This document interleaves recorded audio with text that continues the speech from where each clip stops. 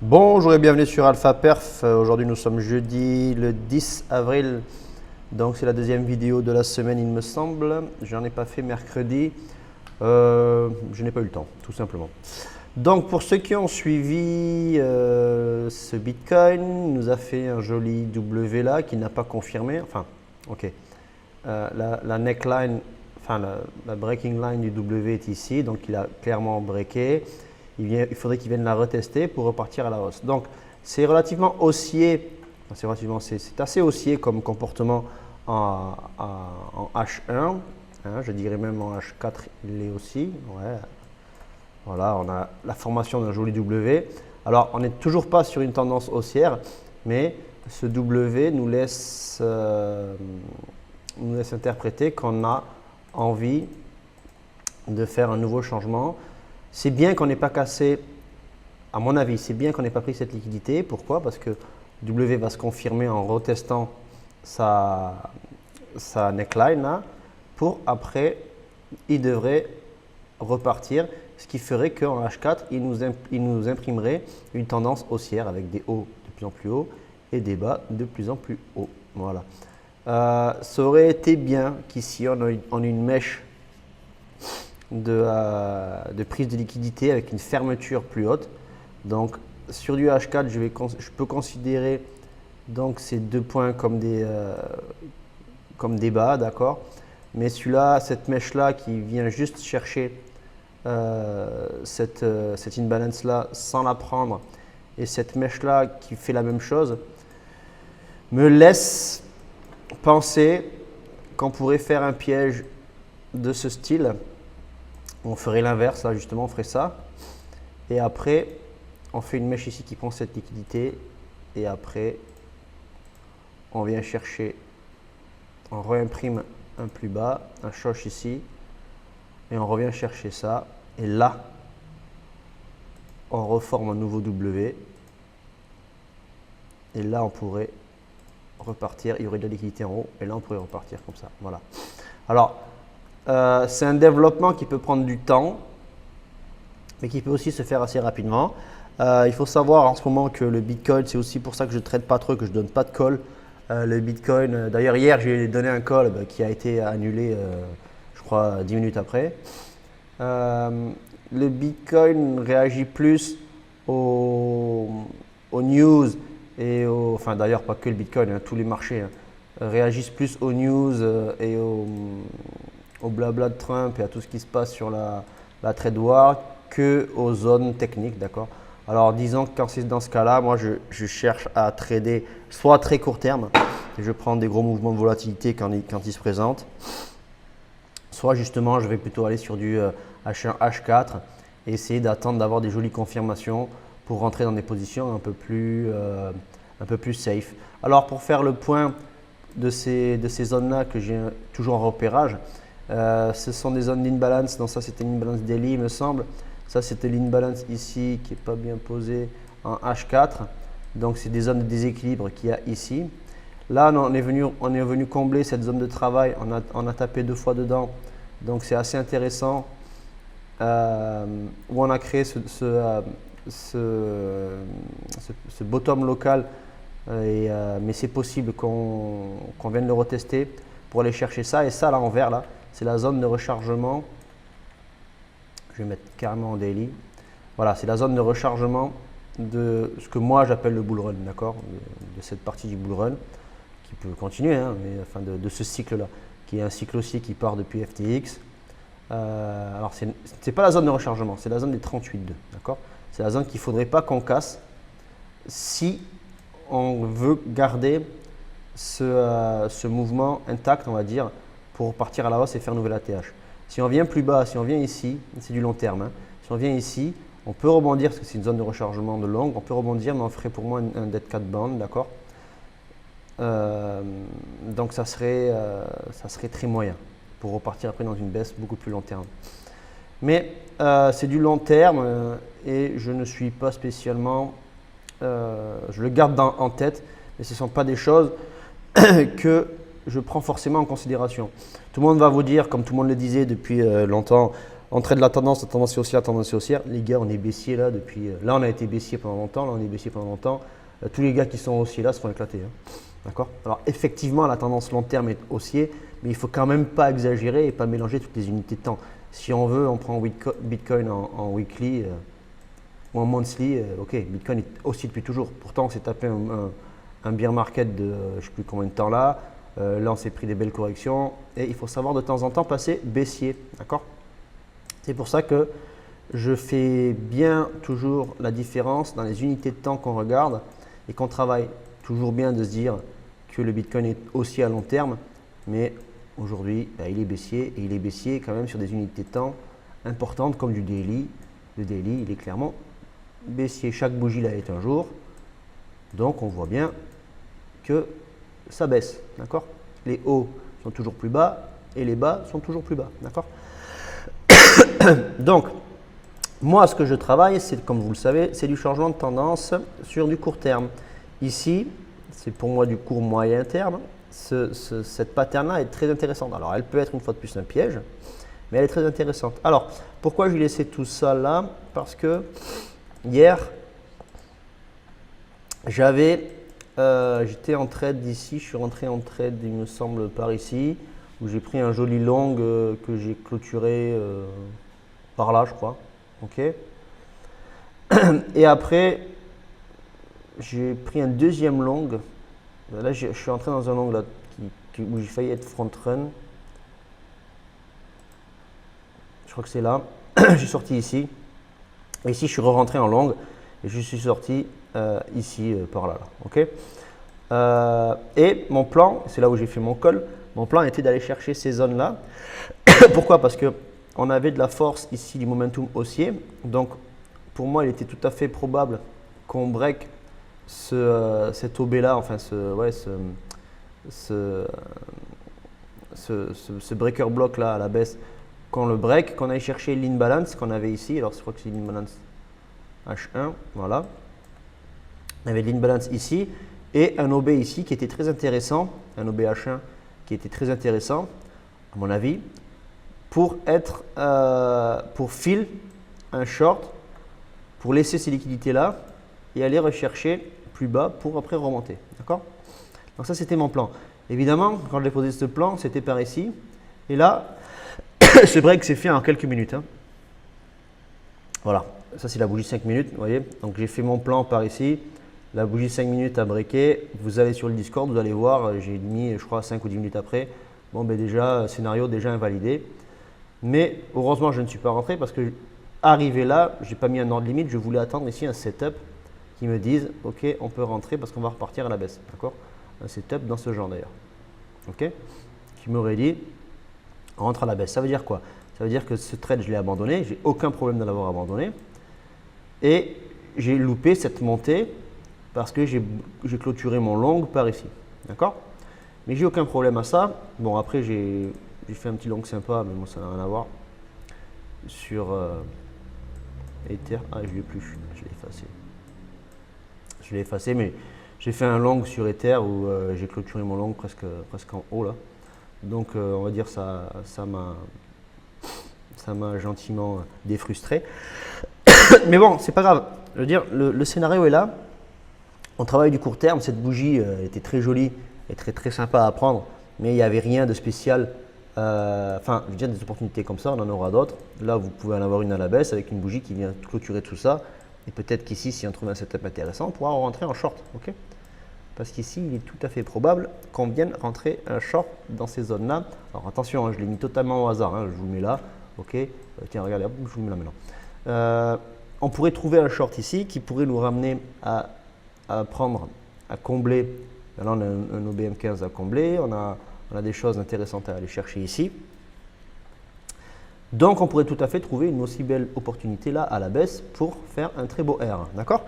Donc ça, si vous me suivez sur le Discord, je vous montrerai donc ma stratégie, mes analyses. Je fais des lives aussi qui analysent en direct, où j'analyse en direct et j'aide les gens, je coach les gens à comprendre cette stratégie et affiner la leur pour rentrer sur du trade court terme. Voilà.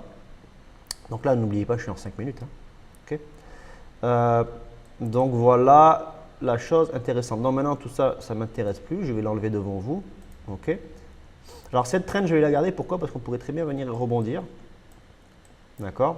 Alors ce Fibo, c'est pareil, il ne m'intéresse plus. Donc il ne faut pas qu'il me mette cet OB, ce breaker, il ne m'intéresse plus.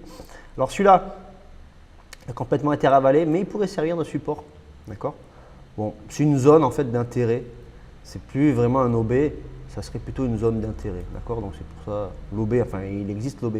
Il a été comblé. Donc pour moi, un OB qui a été comblé, surtout traversé en un coup, c'est qu'il ne s'est rien passé dedans. La zone est totalement. Enfin, l'OB pour moi est complètement invalide. Mais. Désolé, je tousse un peu. Mais c'est une zone d'intérêt. Donc là, ça va être pour moi une zone de support. D'accord. Voilà. OK. Donc ça pourrait être une zone de réaction ici si on descend là. OK. Alors ce trade, je ne le mets pas. Je le ferai en call si jamais je trouve une opportunité de le faire. Cette pattern là est déjà assez sympathique pour une nouvelle poussée baissière, du moins pour rentrer sur un trade intéressant.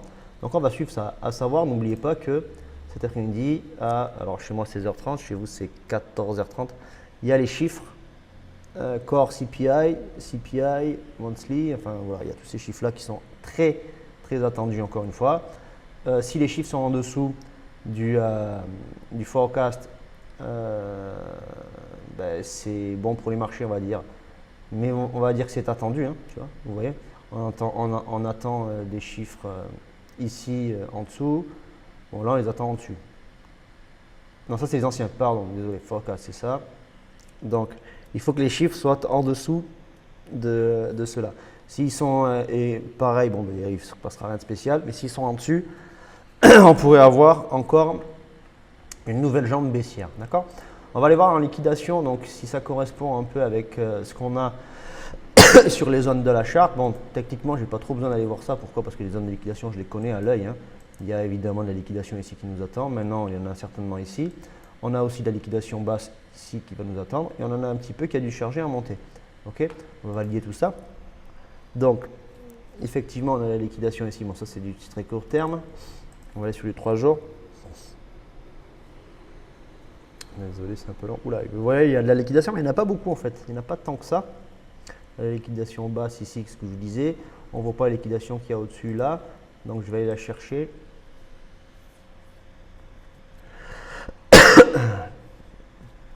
Voilà.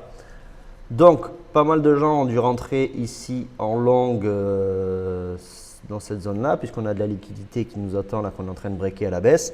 Vous voyez pourquoi on peut aller chercher maintenant une correction basse, enfin une correction vers le bas, parce qu'on a de l'imbalance ici à combler, on a de la liquidité à prendre. Okay. Donc ici, je m'attendais à ce qu'il y ait quand même plus de liquidité que ça. Bon, après là, c'est que sur Binance, ça. Mais je pense qu'il n'y en a pas tant que ça en fait du coup, parce que les gens ont peur, ils ne sont peut-être pas rentrés encore dans le train. On a soi-disant de la liquidité qui nous attend ici en haut. Bon, ça c'était prévu. Tous ces stops-là, tous les shorts qui sont rentrés ici, qui n'ont pas clôturé, en leur stop sûrement ici à break-even. D'accord. Il doit même y en avoir plus haut, mais on leur stop à break-even. Donc ça, c'est quelque chose qui peut alimenter le prix pour aller chercher les zones de 86 000, 87 000 $. Okay, qui ferait une jolie continuation haussière. Mais n'oubliez pas qu'on a quand même de la liquidité à aller prendre, qu'on est en train de prendre jusqu'aux 80 600, voire on peut aller rechercher là où on a détecté l'OB tout à l'heure, la zone des 75, pardon, des 75. Pas des 65, je voulais faire peur à personne. Donc, en suivant, qu'est-ce qu'on va voir? On va aller voir un peu ce que font les contrats. Ce que font les traders sur les contrats, est-ce qu'il y a de l'intérêt ou pas? Donc là, on est sur le contrat Binance Perp. Effectivement, il y a un petit peu d'intérêt. L'open interest est parti à la hausse. Ici, donc, on a eu une belle ouverture de longue. D'accord. Pendant ce temps-là, ça c'est intéressant, on a eu une poussée du CVD sur le spot.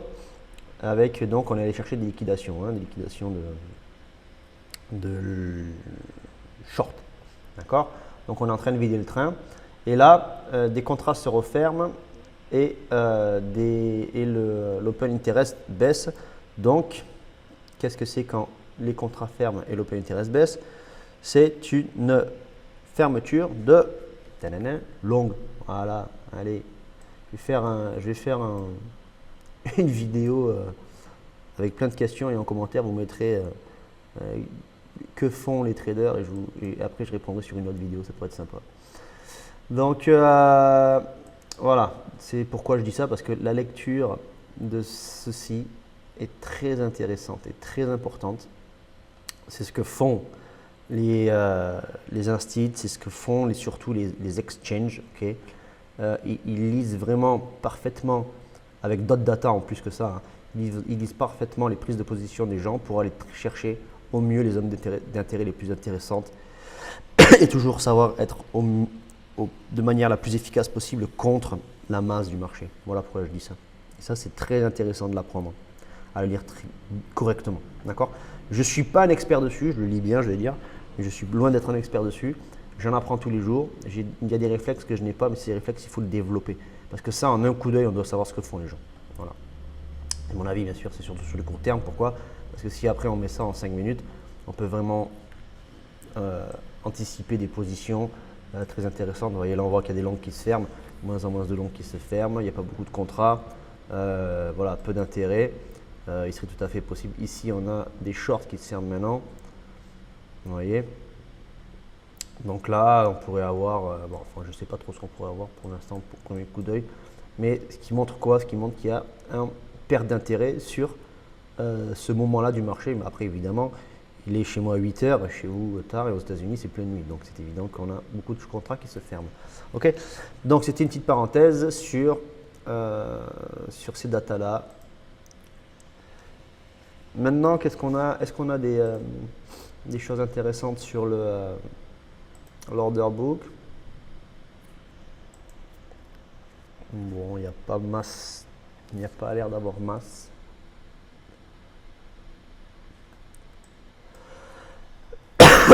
Pardon.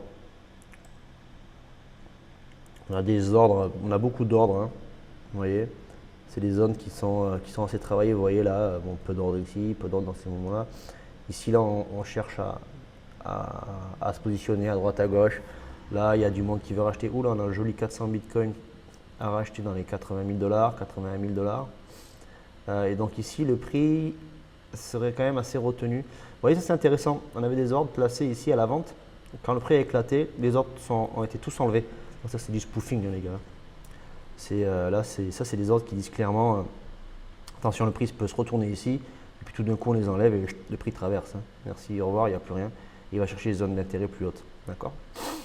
Là, ces ordres-là, donc, ce sont des ordres qui vont quand même attirer le prix à la baisse, mais qui vont qui pourraient le baisser, enfin, pas le baisser, désolé, qui pourraient le retenir un petit peu, mais sans plus, c'est pas non plus des ordres énormes. Et au-dessus du prix, on a d'autres ordres, vous voyez, ben là, on est cloisonné sur des ordres à 400.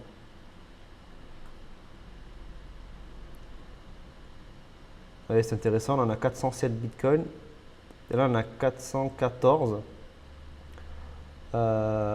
Pour moi, il est possible que ce soit une Whales ou un exchange qui fasse du spoofing ici, qui mette des ordres de retien à droite et à gauche pour borner le prix. Et une fois que la décision du marché est prise, l'ordre va sauter pour aller pomper les autres, quoi. Okay, voilà. C'est mon avis. Qu'est-ce que font les Whales? On va faire un tour très rapidement. Et après, je vous laisse tranquille dans votre journée. Alors, ce que font les Whales, là, c'est du 5 minutes. On va se mettre en 1 heure. Donc, en 1 heure, les Whales, visiblement, ont vendu ce mouvement. Les micro-Whales ont racheté donc cette baisse intéressante. Ils ont pris les bénéfices. Enfin, ils ont profité de cette hausse-là. C'est eux qui l'ont faite. Hein. Vous voyez, ils sont rentrés ici. Ils ont commencé à rentrer ici. Ils ont poussé le prix à la hausse. Là, il y a un petit peu de vente qui se fait, pendant que les Whales, eux, vendent. Hein. C'est intéressant parce que les Whales, eux, ont directement tout vendu là. D'accord? Et les Retails, eux, ben, ils sortent. Voilà. Ils font toujours l'inverse. Ils ont acheté ça, ils ont acheté ça. Quand ça a pump, avant de pumper, ils sont sortis. Voilà. C'est toujours incroyable.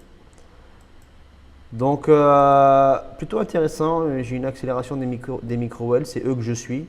Donc je vais voir un peu ce qu'ils font ici. S'ils me font baisser le prix, et qui repartent à la hausse pendant que tout ça, surtout que les retails, eux, continuent à dire ah ben maintenant on va vendre, ça pourrait être intéressant. Bon après ça c'est du spot, hein. Donc moi je trade les futurs, mais dans la vision générale du marché, il y a quand même de l'intérêt qui se fait au niveau des micro-wells. C'est intéressant, c'est du 1 heure, donc moi ça m'intéresse. Voilà, ok. Donc rien de plus, donc on a ces chiffres là qui doivent sortir aujourd'hui, le core CPI et CPI. Donc voilà, rien de plus sur le Bitcoin. Sur l'Ether, donc il y avait un joli trade à prendre que j'ai pris ici et que j'ai vendu là, presque en haut. Enfin, j'ai vendu ici, je crois. Okay. Donc j'ai pris, je crois que j'ai pris 6R. Ouais, nous sommes avoir pris 6R sur ce trade-là. Il y a sur le Discord, j'avais mis quelques alts à regarder. Vous pouvez avoir des gros robots intéressants. Ondo, Quant, Link, Sol, HBAR. Voilà, ça c'est des alts que je regarde, qui sont pour moi solides, et quand il y a des rebonds, ils font de la performance. Et si vous regardez Ondo, je crois que hier il a pris, voilà, vous avez vu mon Ondo Trade, voilà, et hier je crois qu'il a pris gentiment un 20%. Ouais, il a pris hier dans les 20%, quoi. Donc là aussi, il y avait un trade à prendre, plutôt sympathique. Voilà. Alors ça, si vous venez sur le Discord, c'est des charts que je partage. Je ne les commente pas trop parce que je n'aime pas spécialement, enfin déjà je ne donne aucun call sur les alts. Mais vous pouvez venir discuter des possibles opportunités qu'il y a à prendre sur les alts et autres, hein. Voilà, même sur le S&P et tout ça, on regarde ce qui se passe. D'accord? Voilà, donc j'espère que j'ai été clair. Si vous avez apprécié la vidéo, bien partagez, likez, laissez des commentaires instructifs, sympathiques, même critiques, hein, si la critique est constructive, voilà, c'est avec plaisir que je les prends et que je répondrai. En tous les cas, venez, n'hésitez pas à venir sur le Discord où je propose une petite formation à l'introduction au trading discrétionnaire court terme. Je propose de suivre des élèves qu'il y a sur Discord et qui sont intéressés à progresser avec nous. Et donc, je propose aussi du coaching afin de suivre un peu plus profondément et personnellement toutes les personnes intéressées pour évoluer en trading. Voilà. Dites-vous bien que le trading, c'est un business, c'est votre business. Si vous tradez, je pense pas normalement, surtout à court terme, c'est pas juste comme ça, sinon il vaut mieux que vous alliez au casino. Donc voilà, tout ça c'est quelque chose qu'il faut bien comprendre. Il faut en avoir la mentalité, il faut le mindset pour être efficace en trading. Et tout ça sans une personne qui vous aide un peu derrière, qui vous suit, qui vous met surtout le doigt sur les défauts que vous avez et que vous ne voulez pas forcément voir. Vous allez avoir beaucoup de mal à avancer. Voilà. Ok, allez, je vous dis à bientôt. Surtout, bon trade, be safe, attention à votre capital. Et puis, ciao, ciao.